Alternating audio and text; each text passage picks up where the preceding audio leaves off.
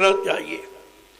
अब उसी के लिए सब व्यवस्था बनाई जा रही कि आप परिवार में परेशान हैं, बाल बच्चों की शादी ब्याह से परेशान हैं, पढ़ाई लिखाई में परेशान, उनकी नौकरी चाकरी व्यापार धंधे से परेशान, कोई रोजी रोटी नहीं है, सब परेशान, सब रो रहे हैं।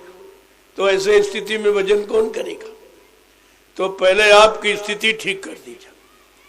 परिवार समाज देश में रहने वाली और इनके कामकाज जो खेती दुकान दफ्तर बिजली व्यापार मजदूरी, जब ये सुचारू रूप से आपके चलने लगेगी और सब लोग सच्चे ईमानदार हो जाएंगे तो कहीं बैठ के तुम भजन कर सकते हो। 8 घंटा अपनी खेती का दुकान का दफ्तर का बिजली व्यापार मजदूरी जो बाल बच्चों के पालन पोषण की ये काम करोगे, और शाम को जब कोई काम तुम्हारे पास न संसार का न परिवार का न समाज का न बाल बच्चों का, तब 1 घंटा इसी मनुष्य मंदिर में आत्मा से परमात्मा का भजन करो। इसी जिस्मानी मस्जिद में रूह से खुदा की इबादत करोगे।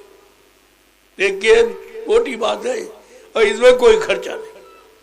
भजन इबादत में कोई खर्चा नहीं, क्योंकि परमात्मा का सारा दिया हुआ है, तो तुम उसको दे ही क्या सकते हो?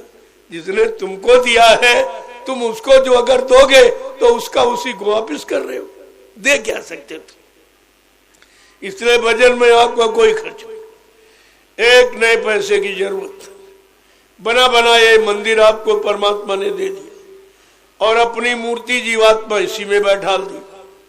बस केवल सुबह शाम 1-1 घंटा बैठकर आत्मा से परमात्मा का भजन।